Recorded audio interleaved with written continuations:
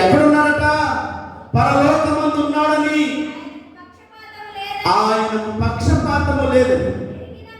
ఎరిగిన వారై ఆ ప్రకారమే వారి ఎడల ప్రవర్తించుడి. మీకును మాకును వారికి పరమందున్నటువంటి వారికి. యజమానుడు ఎక్కడున్నాడట? పరలోకమందు ఉన్నాడని. ఎవరిప్పుడు ఆయన తనను తాను సర్వాంగ బలిగా యజ్ఞ పురుషుడిగా అర్పించుకున్నాడే. యజమానుడు అనగా యజ అంటే యజ్ఞము, మానవుడు.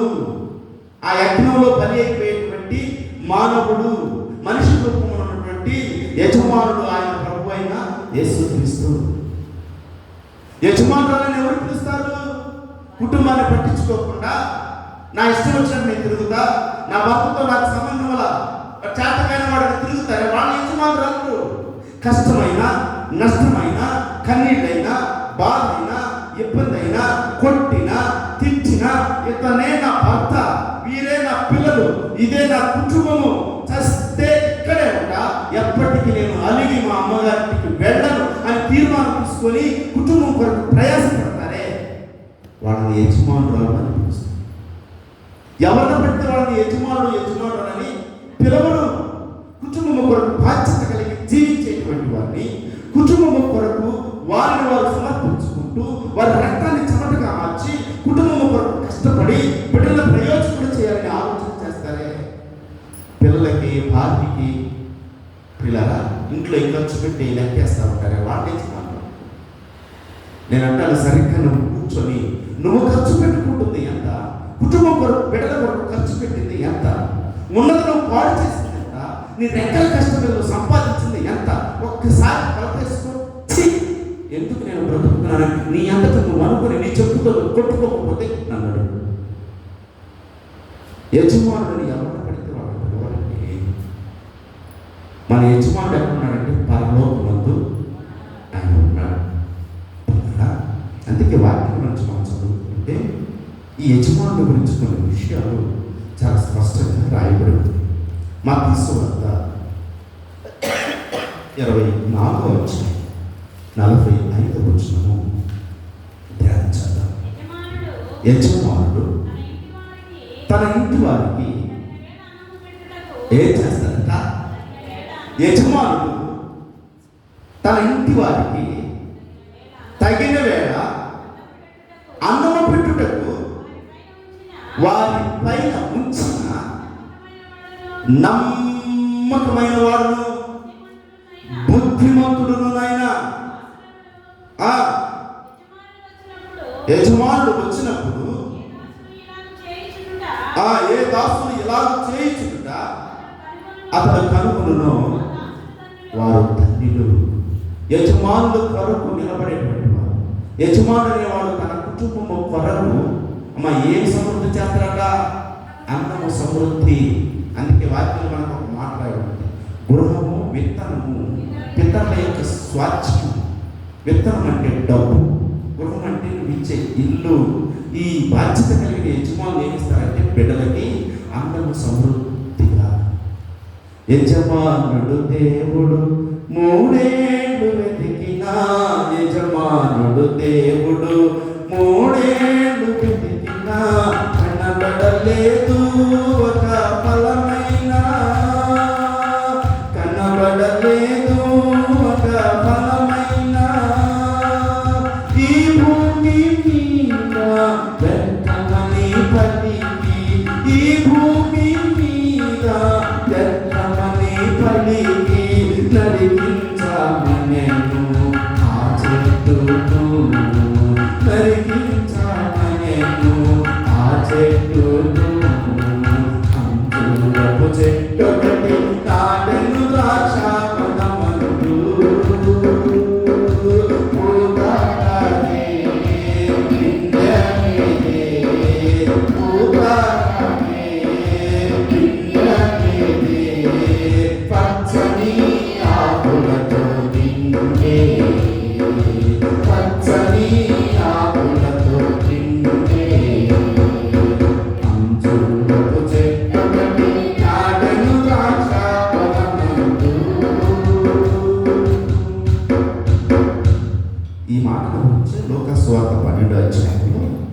42వ వచనంలో కూడా ఒక మాట రాస్తాను. ఇదే విషయాన్ని గురించి మాట్లాడుతూ ప్రభువు ఇట్లని తగిన కాలమున ప్రతివానికి ఆహారం పెట్టుటకు యజమానుడు తన ఇంటి వారి మీద నియమించునని నమ్మకమైన యజమానుడు చేసేటువంటి పనులు, యజమానుడు తన ఇంటి వారి కొరకు ఏ కొరత ఉండకూడదు, ఏమేమి కలగకూడదని యజమానుడు పాటుపడుతున్నాడు, ప్రయాసపడుతున్నాడు. ఇలా యజమానుడు అనడంలో ఇంత అర్థం ఉందా? యజమానుడు మనం వింటమే కానీ యజమానుల్లో ఇంత అర్థం ఉందా? రైట్. యజమానుల గురించి జరిగిన ఒక సంఘటన, దావీదు జీవితంలో జరిగిన ఒక కాలం ఈ రాత్రి మీకు తెలియజేసి క్లుప్తంగా ఈ వాక్యాన్ని మనం ఊహించుకున్నాం. దావీదు జీవితంలో జరిగినటువంటి ఆ యజమానుల విషయంలో జరిగేటువంటి విషయం ఏమిటో ఒకసారి మనం చదువుదాం వాక్యంలో. ఇలా సమూయేలు రాసిన మొదటి గ్రంథంలో, సమూయేలు రాసిన మొదటి 29వ అధ్యాయం 4వ వచనం ధ్యానించండి. చదవండి. అందుకు ఫిలిష్తీయుల సర్దారులు అతని మీద కోపపడి తిరిగిపోనిము, అతడు మనతో కలిసి యుద్ధమునకు రాకూడదు, యుద్ధమునకు అతను మనకు ఈరోజు అవునేమో. అమ్మా, దేని చేత అతడు తన యజమానులతో సమాధానపడును? మన వారి తలలు ఛేదించి తీసుకొని పోవుట చేతనే కదా. చాలే అక్కడ రాసినటువంటి ఆ మాట, దావీదు తన యజమానులతో సమాధానపడేది ఏ విషయంలో సమాధానపడతాడు? మన వారి తలలు తీసుకుని వెళ్ళటానికే కదా. అసలు ఏంటి దీనిలో ఉన్న అర్థం అంటే మీకు క్లుప్తంగా చెప్తాను. సౌలు దావీదును తరుముతున్నప్పుడు ఆకీషు దగ్గరికి వచ్చి తల రాజుకున్నాడు. ఆకీషు ఫిలిష్తీయుల మీద రాజుగా ఉన్నాడు. ఆకీషు ఫిలిష్తీయుల మీద రాజుగా ఉన్నాడు. ఈ ఫిలిష్తీయుల సర్దారులతో కలిసి యుద్ధానికి వెళ్ళవలసి వచ్చింది. దావీదు అప్పటికి సంవత్సర కాలము నుండి ఆకీషు దగ్గర ఉంటూ తను పంపించిన చోటకి నమ్మకంగా పనిచేసుకుని యుద్ధం చేసుకుని జయాన్ని తీసుకొస్తుంది.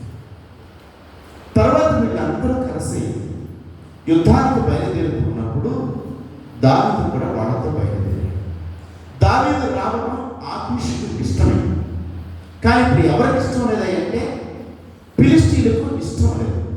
కారణం ఏమిటి? ఫిలిష్తీయుల యొక్క సర్దారులలో గొలియాతు అనేటువంటి వ్యక్తిని, ఈ ఫిలిష్తీయుడిని చంపింది ఎవరు? దావీదు. ఫిలిష్తీయుడిని చంపింది దావీదే. కాబట్టి దావీదు ఎందుకు మనబడి వస్తున్నాడు?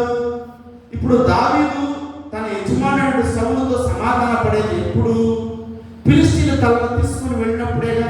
ఈ తలలో తీసుకువెళ్ళి అక్కడ పెట్టినప్పుడే, ఆయన కాళ్ళ దగ్గర పెట్టినప్పుడే తన యజమానుడితో సమాధాన పడతాడు. గొలియాతును చంపింది, మన ఫిలిష్తీయుల యోధుడిని చంపింది ఈ దావీదే కదా. ఈ దావీదు చంపితేనేగా సౌలుకు 1000 కొలది, దావీదుకు 10,000 కొలదని జనులు కేకలు వేసింది ఈ దావీదును బట్టే కదా.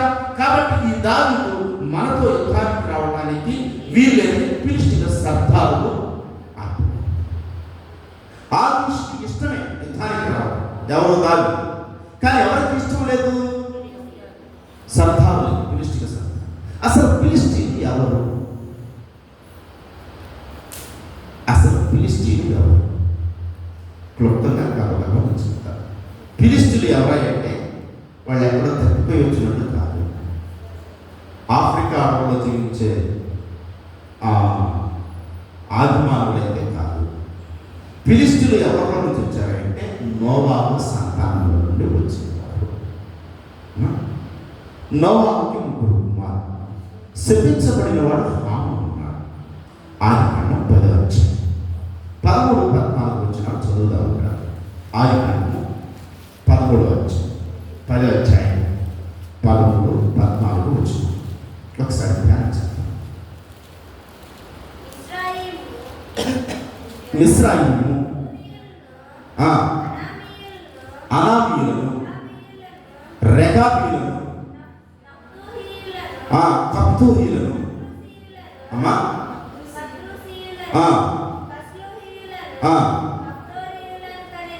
కప్తోరీయులను కనెను. ఫిలిష్తీయులు కస్లు నుండి వచ్చినవారు. ఫిలిష్తీయులు ఎవరట? కస్లుహీల నుండి వచ్చినవారు. కస్లుహీలు ఎవరి నుండి వచ్చారు? మిస్రాముల నుండి వచ్చారు. మిస్రామి ఎవరు? 8వ వచనం చదువుతాం. అదే ఆదికాండం 6వ వచనం. ఆదికాండం 10వ వచనం. హాము కుమారుడు కూషు, మిస్రాయిము, పూదు, కనాను అన్నవారు.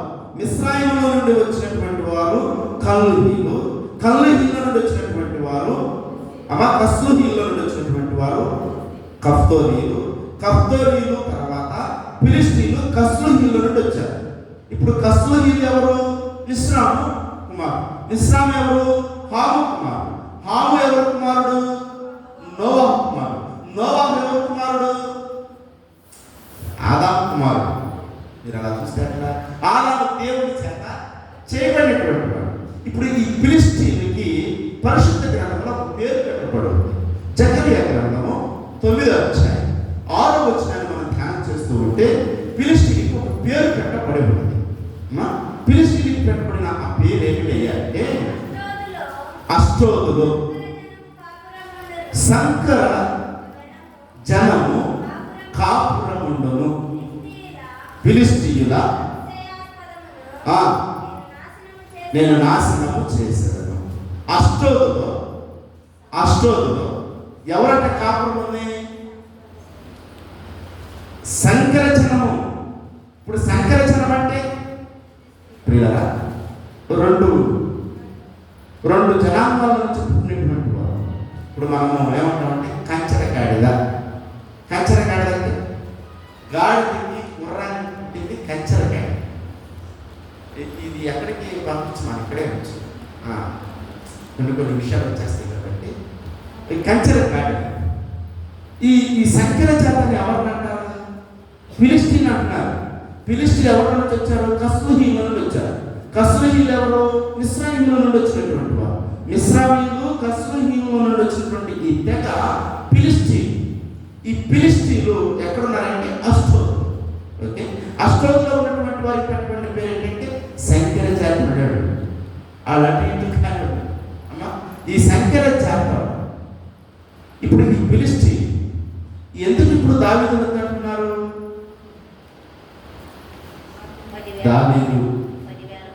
దావీదు ఎందుకు వద్దంటారంటే దావీదు ఫిలిష్తీయులకు వ్యతిరేకంగా యుద్ధం చేసినటువంటి వ్యక్తి.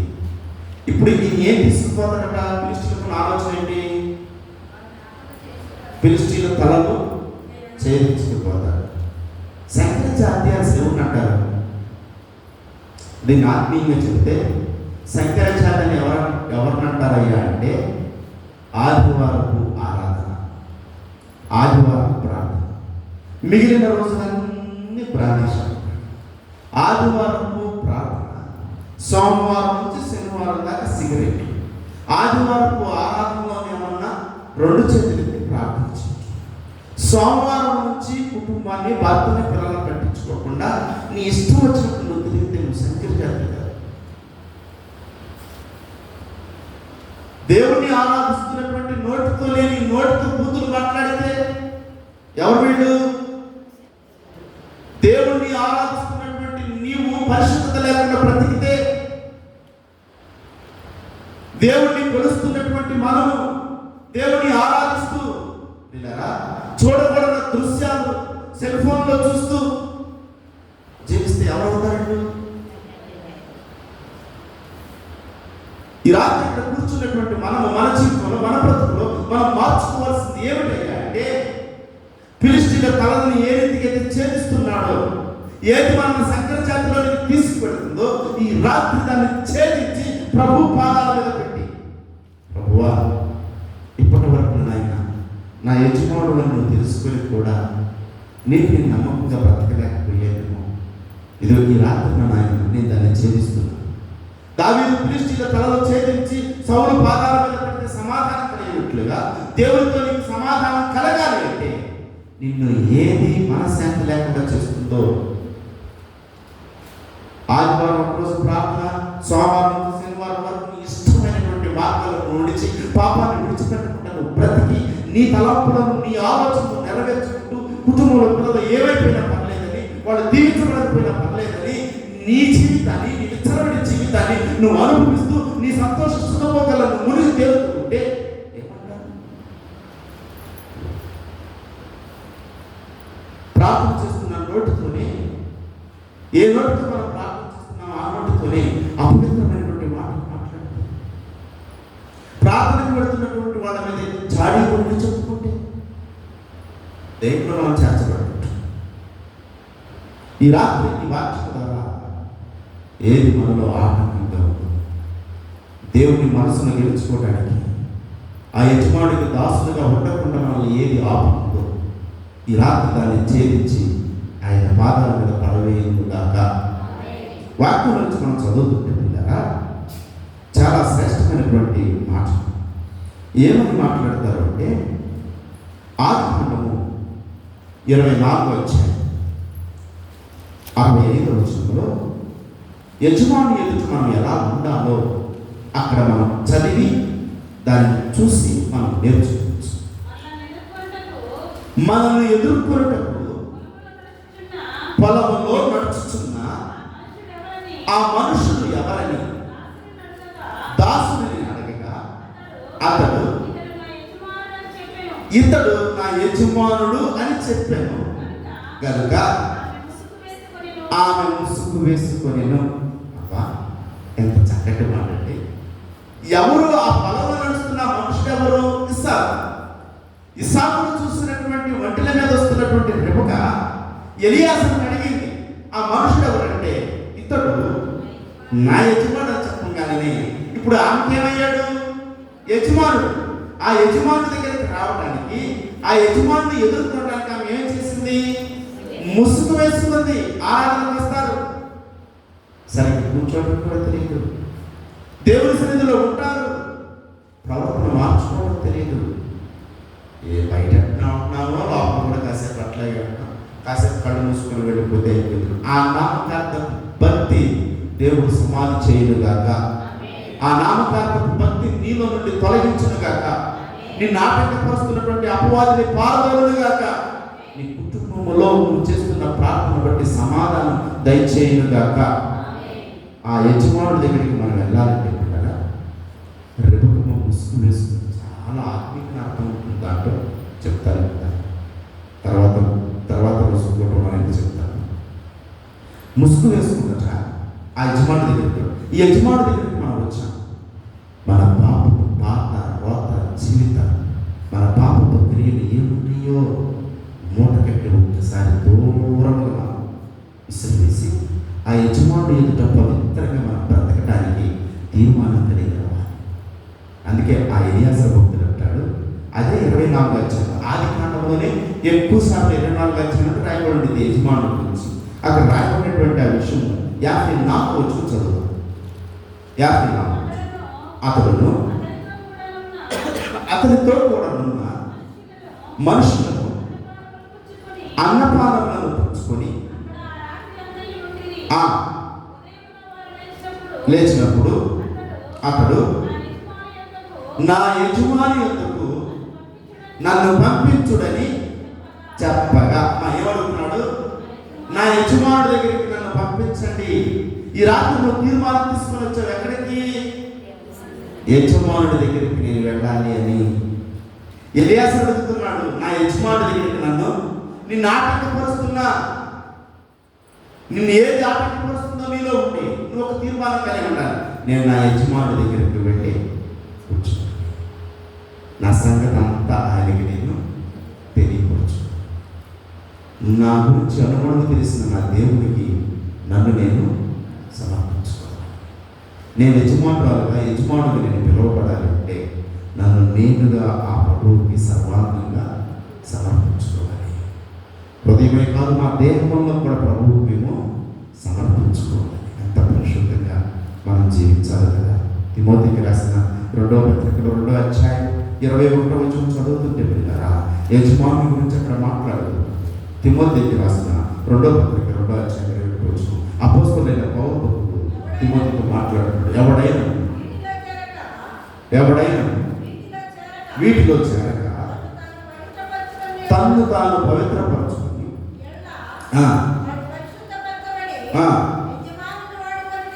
యజమానుడు వాడుకున్నకు ప్రతి సత్కార్యము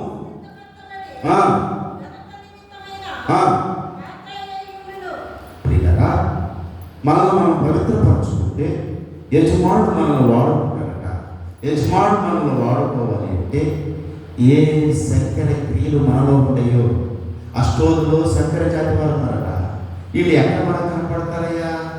సమయంలో రాసిన 1వ గ్రంథం 5వ అధ్యాయంలో కనపడతారు. ఫిలిష్తీయులు. దేవుడు ఫిలిష్తీయులతో సహవాసం చేయకూడదని చెప్పాడు. ఫిలిష్తీయులతో సహవాసం చేసింది ఎవరు?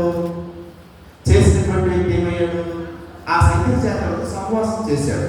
మనం చాలాసార్లు ఒరే ఎందుకు రా నీకు ఆ శంకర జాతులతో, దాన్ని వదిలిపెట్టరా, ఏమి ప్రేమరా, ఈ ప్రేమ పెట్టిందిరా, అది శంకర జాతిరా అని చెప్పారు.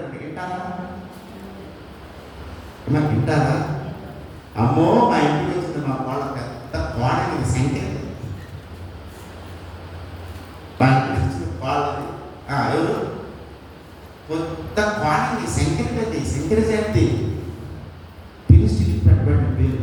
ఏడో సహవాసం చేశాడు. వద్దానుంది తల్లిదండ్రులు బంధువులు అంటున్నారు, అయ్యా మన పల్లెలో చూడరా, ఇశ్రాయేలులో ఏ పిల్లైనా వరుస కాకపోయినా కాళ్ళ మీద కూడా తీసుకొచ్చి నీకు భారీగా చేస్తాను, వాళ్ళతో వద్దయ్యా. విన్నాడా? ఎవరు పెద్దగా చెప్తున్నా? విన్నాడా? పోయి వాడుతోనే సహవాసం పెట్టున్నాడు. ఎవరు వాడు? అష్టోదులో నివసిస్తున్న శంకర జాతి వాడు. తిమ్నాతుకు వెళ్ళాడట మనోడు. ఫిలిష్తీయుల కుమార్తెను చూశాడు. న్యాయాధిపతుల గ్రంథం మనం చదువుతాం 16వ అధ్యాయం నుంచి. ఇక్కడ సంవత్సరం చరిత్ర వాళ్ళ తల్లిదండ్రులు రాసుకుంటూ 16వ అధ్యాయం నుంచి తర్వాత అధ్యాయంలో మొదటి వచనం అదే న్యాయం గురించి రాస్తారు. సంవత్సరంలో తిమ్నాతుకు వెళ్ళి ఫిలిష్తీయుల కుమార్తెను చూసి ఇంటికి వచ్చి నేను ఆ శంకర జాత్యాన్ని చేసుకుంటే దాంట్లోనే ఉంటా, నాకు ఆ పిల్ల తప్ప వేరే పిల్ల, ఆ పిల్ల తప్పితే వేరే పిల్ల. ఈ మైక్ శబ్దం ద్వారా ఒకవేళ వాక్యం ఆలపిస్తున్నా, అయ్యా నా అన్నదమ్ములారా, నా తండ్రులారా, ఎవరి బిడ్డలారా, నా బిడ్డలారా, నా 2 చేతులెత్తి మీకు చెప్తున్నా, నా 2 చేతులెత్తి నేను మిమ్మల్ని వేడుకుంటున్నా. ఎప్పటి వరకు నీలో తల్లిదండ్రులకు ఇష్టమైంది, దేవునికి ఇష్టం లేని నీలో ఏదైనా ఉండి నిన్ను కూడా శంకర జాతి వాళ్ళలో కూడా చేస్తుందేమో, ఈ రాత్రి ఈ గుడికి నీ కొరకే ఏర్పాటు చేయదు. నువ్వు రాలేకపోయావు, అనాలోచితంగా అజ్ఞానంగా దీన్ని పోగొట్టుకుంటున్నావేమో. ఒకసారి దేవుని వైపు తిరుగు.